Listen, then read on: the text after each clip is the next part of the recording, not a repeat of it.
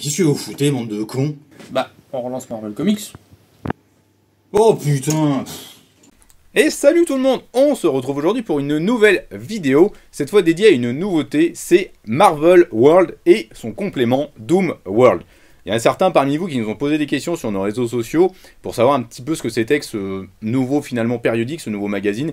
Est-ce que c'était un bon point d'accès? Est-ce que c'est de qualité à l'intérieur? Bref, on va vous expliquer tout ça. On va vous donner toutes les informations possibles et imaginables là-dessus, ne vous inquiétez pas. Générique!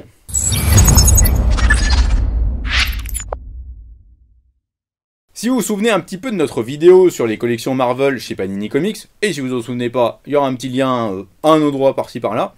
Donc, avec cette vidéo, on vous expliquait un petit peu tout ce que les collections de Panini Comics contenaient en termes de comics Marvel. Et si vous vous souvenez bien, on vous avait expliqué que les périodiques, eh bien, c'était le moyen le plus simple en fait de suivre les actualités les plus récentes sur les gros personnages de Marvel. Vous avez 2 magazines qui sont dédiés aux X-Men chaque mois, qui s'appellent X-Men, bon c'est pas très compliqué. Et de l'autre côté, vous aviez jusqu'à maintenant Marvel Comics. Marvel Comics a duré 2 saisons. La première durait 24 numéros, la deuxième dure 22 numéros. Donc ça s'est terminé là au mois d'octobre. Et donc ça va être relancé avec Marvel World. À l'intérieur de ce Marvel Comics, vous trouviez les plus grosses séries, les plus gros persos, les plus populaires finalement. Donc il y avait évidemment Spider-Man, il y avait Avengers, il y avait aussi également Thor, Iron Man, et puis d'autres petits trucs qui se greffaient par-ci par-là qui ne seront pas republiés après en album. Sachant que si vous êtes fan d'Iron Man, finalement le meilleur moyen de suivre le personnage, c'est de lire les Marvel Comics. C'est fort peu probable que les autres séries Iron Man paraissent ensuite en édition album cartonné. Donc voilà, Marvel Comics finalement c'était le moyen le plus simple et le plus direct de suivre très rapidement les séries Spider-Man, Avengers, les grosses séries sur les gros personnages de Marvel et suivre les gros événements majeurs de cet univers qui impactent durablement l'univers Marvel. Il y a un changement de configuration qui est en train de se produire aux États-Unis à la fin de Blood Hunt, si vous vous souvenez, et sinon ça va être une balise de spoiler. Ah merde, faut que je le dise.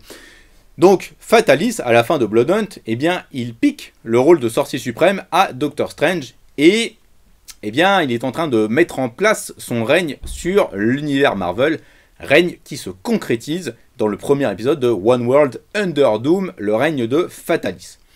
Et justement, c'est grâce en fait à cette bascule et à plein d'autres petits trucs que Panini Comics s'est décidé à relancer finalement sous un nouveau nom, le magazine Marvel Comics. Donc ça s'appelle désormais Marvel World, et dedans vous retrouverez, comme finalement précédemment avec Marvel Comics, la nouvelle série Amazing Spider-Man, puisqu'elle est relancée par Joe Kelly. Vous allez également découvrir les aventures des Avengers impactés par le règne de Fatalis, mais aussi la suite d'Immortal Thor et la nouvelle série sur Iron Man. Et puis il y aura d'autres petits trucs qui vont se greffer certainement par-ci par-là au fur et à mesure des mois pour montrer les conséquences du règne de Fatalis sur l'univers Marvel. Donc vraiment c'est cette logique-là qui explique finalement que Marvel World soit relancé. Alors vous allez me dire, ok, j'ai compris ce que c'était Marvel World, mais à côté il y a un autre truc qui s'appelle Doom World. Qu'est-ce que c'est que ce fichu bazar? Eh ben ce fichu bazar, c'est pas très compliqué. Doom World, ce sont toutes les séries qui sont impactées par les actions de Doom.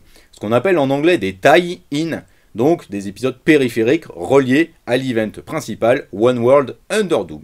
Donc One World Under Doom est publié dans Marvel World, et les conséquences, en tout cas, les répercussions sur l'univers Marvel et sur des personnages un petit peu plus secondaires sont dans Doom World. Donc vous allez suivre par exemple dedans, eh bien, Hulk Rouge, ou les aventures de Doctor Strange maintenant qu'il n'a plus le titre de sorcier suprême. Bref, toutes ces petites aventures qui vont finalement montrer les conséquences du règne de Fatalis sur un plan plus ou moins indirect sur l'univers Marvel, eh bien elles seront à retrouver dans Doom World. Et, vous le savez, dans le Comic Shop Assemble, on aime bien vous proposer des super belles variantes. On avait flashé sur une variante cover de Libermeo sur Amazing Spider-Man, sur cette relance, et donc, quand l'occasion s'est présentée avec Marvel World de vous proposer cette variante, on n'a pas hésité très longtemps. Et pareil, cette magnifique variante avec le masque de Fatalis sur Doom World, c'était un gros coup de cœur et une évidence quand Panini nous a proposé le projet. Donc voilà, dans le Comic Shop Assemble, on vous propose également 2 variantes. Il y a un petit changement. Si vous avez suivi Marvel Comics, vous savez, c'était en 2 couvertures. Mais à chaque fois en format souple. Aujourd'hui, ça change avec Marvel World. Vous avez le format souple à 16 €, mais un format collector cartonné, donc avec une couverture rigide. Vous avez la version collector classique de Panini Comics, et vous avez notre version limitée du Comic Shops Assemble, évidemment disponible en très peu d'exemplaires. Peut-être même qu'au moment où cette vidéo va sortir, puisque je ne sais pas quand elle sortira, puisque tout dépendra de tout un tas de paramètres qu'on ne maîtrise pas, eh bien peut-être que ces variantes ne seront plus du tout disponibles. Bref. Mais bon, elles étaient magnifiques, on pense à vous. Donc voilà, Marvel World et Doom World sont finalement deux magazines qui vont se compléter et s'harmoniser, vous permettre d'avoir eh bien, tout le spectre possible et imaginable sur le règne de Fatalis sur l'univers Marvel. Ça faisait trop d'épisodes à faire et ça n'était pas utile de faire deux magazines de Marvel World chaque mois, donc Panini a décidé de faire finalement cette solution avec un magazine principal et un magazine compagnon à côté, pour eh bien, vous permettre finalement, si ça vous intéresse d'avoir tout et absolument tout, de suivre les actualités les plus récentes de l'univers Marvel. Bon, évidemment, une question va surgir à ce moment-là, enfin, deux questions certainement. D'abord, est-ce que c'est accessible? C'est-à-dire, si j'ai pas suivi l'actualité récente de Marvel Comics, est-ce que je peux commencer par là? Et la deuxième question, évidemment, c'est est-ce que cette qualité, ce qu'il y a à l'intérieur de ces magazines? Notamment sur Spider-Man, parce qu'on va pas se le mentir, Spider-Man, ça fait un petit moment que c'est un peu de la demeure quand même, hein. Bref. Donc, première question, est-ce que c'est accessible? Eh bien, oui. Il y a finalement une seule série dans le magazine Marvel World qui va pas forcément être la plus accessible, mais heureusement, il y a une espèce de précédemment dans qui va être fait par Panini Comics, comme dans les Marvel Comics. Donc, Immortal Thor, ce sera certainement la série la moins facilement accessible, mais c'est pas grave parce que dans quelques épisodes, il y aura une relance du personnage de Thor. Toujours par Ali Wing, le scénariste de Immortal Thor, mais vous pourrez quand même raccrocher les wagons et suivre sans trop de difficultés, à mon avis. C'est pas la série la plus complexe de l'univers, en tous les cas pas la série qui fait le plus de ramifications possibles et imaginables. C'est une série de toute façon qui reste dans son coin, qui exploite l'univers de Thor, sans forcément se soucier des conséquences du règne de Fatalis. A côté de ça, vous allez donc avoir One World Under Doom. C'est un numéro 1, c'est un événement, c'est un nouveau statu quo pour l'univers Marvel, un statu quo qui est monté en pression au fur et à mesure des mois, mais on en subit ici directement les conséquences, c'est-à-dire que Fatalis arrive et règne sur l'univers Marvel, et forcément tout un groupe de héros va se former pour lutter contre lui et son influence. Mais c'est parfaitement accessible, il n'y a aucun problème, vous n'avez pas besoin d'avoir lu Blood Hunt avant pour pouvoir suivre One World Under Doom, aucun problème là-dessus, vous pouvez y aller franco. Amazing Spider-Man, pareil, c'est l'arrivée de Joe Kelly au scénario sur un nouveau run, il relance les choses, il remet en perspective, et ils s'en foutent un peu de ce qui s'est passé auparavant, vous pouvez aller dessus. De toute façon, s'il y a des éléments qui ont été impactants et qui ont de l'importance, qui sont passés avant, eh ben ce sera expliqué par Joe Kelly, vous inquiétez pas là-dessus, commencez un petit peu à savoir comment ça marche, les comics. La continuité, c'est important, mais on peut aussi s'emballer largement, puisque si c'est important, c'est expliqué par le scénariste pour pas perdre tout le monde. Donc Amazing Spider-Man, très facilement accessible. À côté de ça, vous avez la suite aussi du run de Avengers par Jen McKay, qui va ici gérer les conséquences directes du règne de Fatalis sur les personnages et sur les Avengers. Donc comment est-ce qu'ils vont lutter contre ça? Donc franchement, sur ces premiers épisodes, dans tous les cas, c'est parfaitement accessible. Encore une fois, je suis que la VF, donc je me base sur ce que j'ai lu là pour l'instant, sur l'équivalent des deux premiers numéros de Marvel World et Doom World. Mais pas d'inquiétude, c'est vraiment très accessible. Et puis Iron Man, c'est un nouveau run. Nouveau run, nouveau point d'accès, nouveau scénariste. Pareil, il se base très succinctement sur ce qui s'est passé auparavant pour Tony, mais il l'explique très rapidement également. Donc franchement, vous pouvez aller dessus facilement, il n'y a aucun problème pour ça. Donc oui, Marvel World est parfaitement accessible, et Doom World est encore plus, puisque eh bien, ça gère les conséquences finalement directes et indirectes du règne de Fatalis. Donc finalement, vous voyez différents groupes de personnages, ou un personnage en solo dans sa série, qui vont eh bien, subir les conséquences du règne de Fatalis. Soit en étant du côté de Fatalis, soit en luttant contre lui. Donc vraiment, c'est parfaitement accessible. Alors évidemment, c'est mieux si vous lisez le règne de Fatalis à côté. C'est vraiment un magazine qui est pensé comme un compagnon, un complément au règne de Fatalis. Donc vous n'allez pas vous dire, je vais lire que ça sans lire le règne de Fatalis. Ça n'a pas trop d'intérêt, hein. C'est comme manger une blanquette de veau sans le veau. Bref, Marvel World et Doom World, vraiment, vous inquiétez pas, c'est parfaitement accessible si vous n'avez rien suivi de la continuité récente de Marvel. Franchement, ça se lit très facilement, il n'y a pas de problème là-dessus. Et puis, Panini Comics fait quand même un édito, une mise en bouche pour vous expliquer un petit peu ce qui s'est produit auparavant. Donc pareil, ne vous inquiétez pas là-dessus, ça va être très facile à comprendre et très facile de vous immerger là-dedans. Alors évidemment, la question derrière, c'est oui, ok, c'est accessible, mais est-ce que ça vaut le coup? Dans le Comic Shops Assemble, généralement, quand on fait des variantes cover sur des projets, c'est que dans le collectif, il y en a un ou plusieurs membres qui ont adoré, qui ont apprécié ce qu'ils ont lu. Donc forcément, si on fait une variante dessus, c'est qu'on aime bien. Voilà, j'aime bien. J'aime bien. Pas tous, mais une majorité. Ça marche comme ça, c'est la démocratie. Mais franchement, Marvel World, notamment One World Under Doom, qui est vraiment l'attraction principale de ce magazine, c'est de la super bonne cam. C'est Ryan North au scénario, scénariste du run des Fantastic Four. Vous savez que j'adore le run des Fantastic Four, notamment pour ce côté très décomplexé et très SF rétro, et cette focalisation sur les personnages des FF à chaque épisode, qui met parfaitement en perspective pourquoi cette famille des Fantastic Four est majeure et super importante dans l'univers Marvel. Bref, Ryan North, avec cette focalisation ici sur Fatalis, il dresse un portrait parfait de Victor Von Doom, de Victor Fatalis, de ses projets, de ses ambitions, et de comment est-ce qu'il se sent maintenant qu'il a pris le contrôle du monde. C'est parfaitement géré, et surtout ce qui est très intéressant, et c'est finalement très malin, c'est que ça va finalement être un récit très riche en rebondissements, parce qu'on va apprendre des nouvelles choses à chaque fois. Parce qu'évidemment, on se dit, oui, mais Fatalis, s'il a réussi à régner sur le monde, c'est qu'il a piégé absolument tout le monde. Donc forcément, il va y avoir chercher comment déjouer ça, et quel est l'outil qu'il a utilisé pour manipuler un petit peu tout le monde. Et chaque personnage, finalement, qui va être impliqué dedans, que ce soit les Fantastic Four, les Avengers ou d'autres, vont se retrouver à un moment donné manipulés par Victor. Manipulés, et peut-être à un moment donné avoir un brin de confiance. Et c'est tout le côté malin de Ryan North dans One World Under Doom, c'est qu'à un moment donné, il arrive à nous faire douter, à nous dire que peut-être que Fatalis est en train de faire quelque chose de bien, et que peut-être que Fatalis a un peu changé. C'est-à-dire qu'il n'est pas imbu de pouvoir, mais que ce qu'il a en tête, c'est le bien-être du monde et d'absolument tout le monde. Pas juste la satisfaction de son ego surdimensionné, comme c'est trop souvent le cas. C'est vraiment très très bien foutu de la part de Ryan North. Je trouve que c'est très très malin. Là pour le coup, je suis pas la VF, je suis la VO sur One World Under Doom parce que j'adore ce que fait Ryan North. Et donc j'ai envie de suivre à tout prix ce qu'il fait. Et vraiment, je trouve que c'est parfaitement géré, très très malin, très bien calibré à chaque fois et superbement dialogué. En plus, les dessins sont signés par Hervé Silva, que vous avez déjà pu voir sur la période Krakoa des X-Men. C'est de toute beauté, avec des colorisations de David Curiel qui sont vraiment très très belles. Franchement, c'est vraiment très très bon. Et encore une fois, Ryan North fait un truc hyper accessible, hyper malin, très très intelligent et très dans l'air du temps. Je trouve c'est très très contemporain et ça fonctionne vraiment bien. De l'autre côté, la très bonne surprise pour moi, c'est le Amazing Spider-Man de Joe Kelly. Je l'ai dit juste avant, Spider-Man, ça fait quelques années que je trouve que c'est quand même du bon gros caca. En tous les cas, que c'est très très moyen. C'est-à-dire que ça oscille vraiment vraiment en qualité. Par exemple, le run de Zeb Wells, on avait parlé. Le début est une catastrophe absolue pour moi. La deuxième partie est bien meilleure. Mais c'est pas des sommets non plus de qualité. C'est juste que c'est moyen plus. Mais c'est déjà pas mal. Bref, Spider-Man, il a vraiment des gros problèmes de qualité depuis quelques années. Et surtout des scénaristes qui arrivent dessus sans trop d'ambition, qui sont court-circuités par le responsable éditorial en chef de Spider-Man, qui est Nick Lowe, et par la direction de Marvel Comics, qui ne veut absolument pas faire évoluer le personnage de Spider-Man. Si vous voulez l'évolution de Spider-Man, vous allez vers Ultimate Spider-Man par Jonathan Hickman. Mais ici, Joe Kelly, il a quand même des ambitions, il retrouve un côté street de Spider-Man qui fonctionne très très bien, les dialogues sont soignés, et surtout, j'ai l'impression qu'il a envie de nous raconter quelque chose sur Spidey.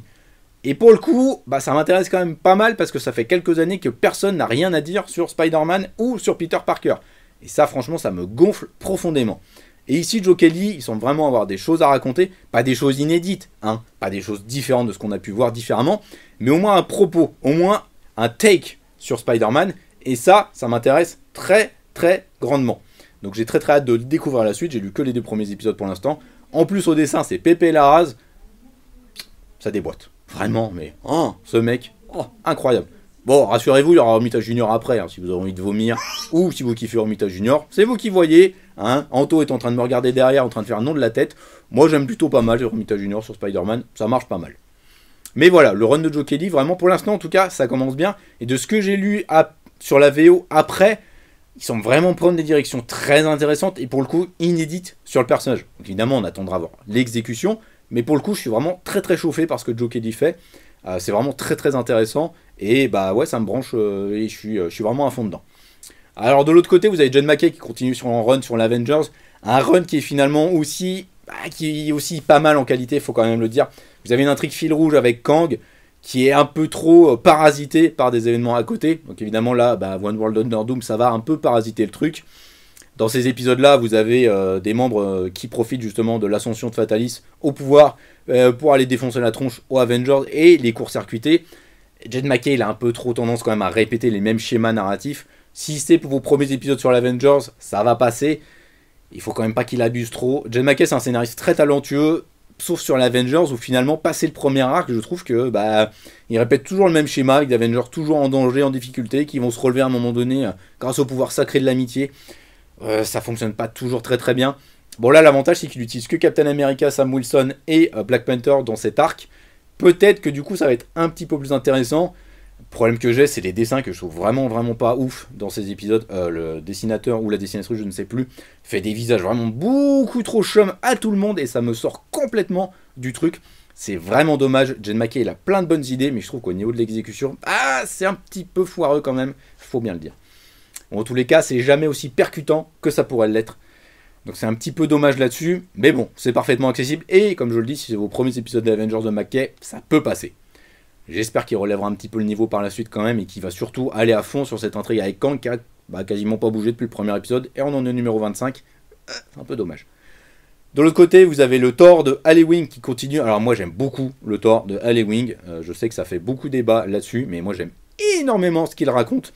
Ces changements sur le dieu, avec la Roxxon, qui essaie de surfer, de s'approprier le personnage de Thor, et qui lui met des bâtons dans les roues, grâce aussi à l'Enchantress derrière. Je trouve que c'est hyper intéressant en termes de thématique, ça marche super bien avec Thor, ça fout un bordel monstrueux dans son univers. Moi j'aime énormément, je suis très client. En plus ça poursuit des idées qu'il avait mis en place dans Immortal Hulk. Il n'y a plus le côté horreur, mais finalement il y a tout ce côté manipulation et récupération par les médias de personnages populaires. À l'époque où Disney fait un petit peu n'importe quoi avec les personnages Marvel, je trouve que c'est assez percutant et presque du génie de la part de Al Ewing de faire ça. Mais bon, je sais que tout le monde n'est pas forcément convaincu. Ce qui est un peu dommage, c'est les dessinateurs là. C'est une dessinatrice, c'est Jan Bazaldoa qui bosse dessus. Et pareil, elle a des visages qui sont un peu chum. J'aime beaucoup ses compositions. Je trouve que c'est une très bonne narratrice. Mais on sait aussi qu'on l'a embauchée parce qu'elle est rapide, efficace.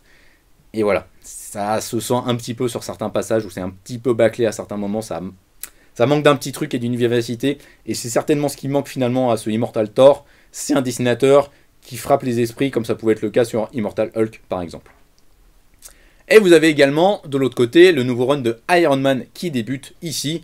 Un run qui débute de manière assez classique, je dois bien le dire, parce que c'est encore Tony Stark qui se fait piquer son entreprise par quelqu'un, et Tony Stark qui se retrouve à devoir utiliser ses ressources et son intelligence, j'ai envie de dire, pour se refabriquer une armure, pour repartir au combat, bref, des trucs assez classiques.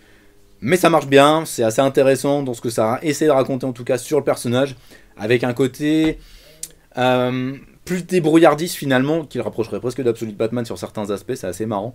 Mais voilà, plus débrouillard de Tony, et donc on l'a jamais vu finalement aussi bactère, et devoir se démerder tout seul sans vraiment rien du tout. Donc c'est assez intéressant de ce point de vue-là, j'attends encore de voir pour être pleinement convaincu, mais je sais qu'à un moment donné, les événements du règne de Fatalis vont impacter la vie d'Iron Man, donc voilà, ça va quand même avoir une direction qui est assez intéressante de ce point de vue-là. Donc voilà, il n'est pas impossible qu'il y ait d'autres choses qui se rajoutent après au sommaire de Marvel World, pour l'instant je n'en sais rien du tout. Peut-être que les Fantastic Four, qui vont aussi subir le courroux de Fatalis, vont se retrouver dans le magazine à un moment donné. Ce serait pas mal, parce que les épisodes, là encore, ils sont vraiment de très bonne qualité. Ryan North, bijou ce qu'il est en train de faire dessus, même si Humberto Ramos au dessin, c'est vraiment très bien. Et donc de l'autre côté, évidemment, le magazine compagnon Doomworld. Alors les tie-in, on le sait, c'est souvent de moindre qualité, en tous les cas c'est vraiment fait pour inonder le marché et pour saturer un petit peu, j'ai envie de dire, la demande. Donc ici, on va pas se mentir, les épisodes contenus dans Doomworld, c'est pas le pinacle de la qualité et ça atteint pas les sommets de One World Under Doom. Mais pour autant, il y a vraiment des trucs hyper bien dedans. Dans Doomworld, vous avez notamment la mini Thunderbolts, qui poursuit finalement des intrigues qui avaient été mises en place ici, et le cheminement que Colin Kelly et Jackson Lanzing ont mis en place pour Bucky Barnes depuis leur run de Captain America. Si vous aimez le personnage de Bucky, ça continue vraiment sur la même mouvance, sauf que ici, évidemment, Bucky va être confronté à Victor Fatalis, et donc ça va être un enjeu supplémentaire pour lui, une difficulté supplémentaire également. C'est hyper cool, je trouve, enfin j'adore en fait ce que font Lanzing et Kelly avec Bucky, je trouve ça vraiment excellent, ce nouveau rôle qu'il a maintenant dans l'univers Marvel est vraiment très bon. Et donc avec ces Thunderbolts là, eh bien, ça met en place une équipe qui est très sympa et où on montre les capacités de leader de Bucky, ce qui avait été un peu écarté depuis quelques années. Donc ça j'aime vraiment énormément et je trouve que c'est très bonne qualité. À côté de ça, vous avez aussi la série Red Hulk de Ben Percy. C'est du Ben Percy, c'est très calibré, limite années 90, donc c'est un petit peu bourrin, mais c'est intéressant de voir ce qui se met en place avec justement le Red Hulk. Alors évidemment, Red Hulk il a été ramené parce qu'il y a eu le film Captain America, mais c'est intéressant de le voir dans ce rôle-là finalement, parce que le Hulk classique, il est beaucoup trop occupé de son côté avec le run de Philip Kennedy Johnson, Et donc utiliser ça avec Fatalis, avec tout un jeu de dupes qui se met en place, c'est vraiment assez intéressant, je trouve, et c'est vraiment très très cool. Et au niveau des dessins, ça défonce quand même pas mal, il faut bien le dire. Parmi les séries aussi intéressantes, vous avez le Doctor Strange, parce que Stephen Strange, il a été viré sur rôle de sorcier suprême, en tous les cas, Victor lui a piqué, et donc il doit se retrouver un nouveau rôle, et il va se retrouver sur Asgard, où eh bien, il va devenir une forme de sorcier, mais aussi avoir un autre rôle, et donc c'est assez intéressant. Le seul petit problème de cette série, c'est qu'il y a une surcharge de dialogue par moment de la part du scénariste, c'est parfois un petit peu lourd à lire, mais franchement, vu ce que ça raconte, je trouve qu'on arrive à passer outre et c'est vraiment, vraiment pas mal du tout. Alors évidemment, il y a plein d'autres mini-séries qui vont apparaître par-ci par-là. Il y a les Avengers de Doom, la Doom's Division, il va y avoir aussi d'autres trucs qui vont se mettre en place. Il y a la suite finalement de Strange Academy avec cette fois Doom Academy. Des séries que je n'ai pas lues, je dois bien le dire, mais je me suis quand même renseigné dessus au niveau de la VO pour savoir un petit peu ce qui se passait dedans et notamment les équipes créatives. Donc on est sur des séries vraiment secondaires, qui sont un peu plus basses en termes de qualité, il faut bien le dire, mais qui pour autant peuvent vous intéresser si vous voulez vraiment voir toutes les conséquences directes ici du règne de Fatalis sur l'univers Marvel. Parce que c'est là vraiment que vous allez voir toutes les conséquences de ce qu'était en train de faire Fatalis sur l'univers Marvel et sur des équipes et des personnages de cet univers qu'on n'a pas forcément l'habitude de voir. Donc je trouve qu'en fait, de ce point de vue-là, c'est vraiment intéressant et c'est bien d'avoir fait ce magazine compagnon.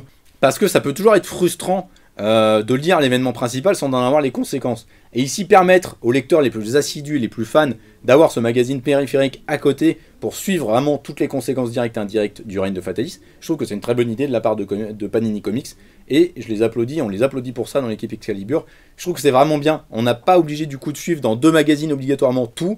Juste, si on a envie et si on est curieux d'en découvrir plus, eh bien, on peut aller sur ce magazine complémentaire et ça nous permettra d'avoir eh bien, tout le panel large sur le règne de Fatalis dans l'univers Marvel. Bref, j'espère que cette vidéo vous aura aidé pour eh bien, comprendre un petit peu ce qu'est Marvel World et Doom World. Doom World est prévu en une série limitée, il y aura 8 numéros. Marvel World évidemment continuera après le règne de Fatalis. Pour l'instant, on ne sait pas quelles seront les conséquences puisque le règne de Fatalis n'est pas fini en VO. Donc, surprise, on attendra de voir ce qui va se passer. Peut-être qu'une série se rajoutera et prendra la place du règne de Fatalis dans le magazine. On verra, on attendra un petit peu les nouvelles de Panini Comics de ce point de vue-là. Donc, on espère vous revoir très bientôt sur Excalibur Comics. N'oubliez pas, on n'est plus qu'à 1000 abonnés des 5000 et à 5000 abonnés, le patron met une perruque. Donc vous voulez vraiment pas rater ça. Et puis évidemment, on vous encourage à vous abonner aux réseaux sociaux Instagram, Facebook et Twitter du Comic Shops Assemble. On vous annonce en avant-première finalement toutes nos variantes et les ventes exclusives qu'on va faire. On a un très très beau programme pour la fin de l'année. On espère qu'on va vous régaler grâce à ça. Et 2026 est déjà parti sur les chapeaux de roue. Évidemment, vous pouvez vous en douter, on est déjà au travail là-dessus. Et on a des beaux projets à vous proposer l'année prochaine. J'espère qu'on vous revoit très bientôt sur Excalibur Comics. N'hésitez pas à vous abonner, à partager cette vidéo et puis aussi à liker et commenter pour nous dire ce que vous pensez de cette annonce de Marvel World. Si vous le lisez, si vous l'avez lu, n'hésitez pas à nous dire ce que vous en avez pensé également. C'est toujours intéressant d'avoir vos retours et c'est bon pour le référencement. Et aussi, n'hésitez pas à vous rendre dans la librairie Excalibur à Champ-Nord, le centre commercial de Chambéry, puisqu'on a ouvert une librairie physique et on vous y attend très très nombreux eh bien, pour découvrir toutes nos BD franco-belges, mais aussi nos mangas et nos comics. Il y a évidemment les exclusivités Comic Shops Assemble, mais il y a surtout des super collègues qui peuvent vous conseiller là-bas avec des mines d'informations. Et puis, si vous voulez voir la tronche du patron, bah, c'est là-bas qu'il faut vous rendre parce que moi, j'y suis pas. Ciao!